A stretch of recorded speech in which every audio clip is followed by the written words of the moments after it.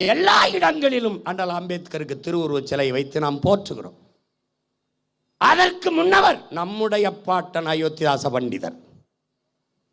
அவருடைய சிந்தனையில் பல ஒற்றித்தான் அண்ணல் அம்பேத்கர் சிந்தித்திருக்கிறார். இட ஒதுக்கீடு என்பதை ஏற்கலைங்கிறார், சம உரிமை என்பதையும் ஏற்கலைங்கிறார். காரணம் என்ன? நீ பங்களாவில் வாழ்கிறாய், மாளிகையில் வாழ்கிறாய், நான் குடிசையில் மண் குடிசையில் இருக்கிறேன். 2 பேருக்கு சம உரிமைனா அப்படி?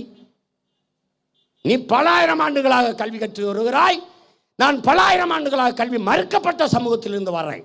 2 பேருக்கு சம உரிமைனா எப்படி? நீ 3 வேளை சாப்பிட்டவன், நான் 1 வேளை உணவுக்கே போராடிக்கிட்டு இருக்கிறவன். 2 பேருக்கு சம உரிமைனா அப்படி? அப்ப என்ன பண்ணு? உரிய உரிமை, உரிய பங்கு கொடு.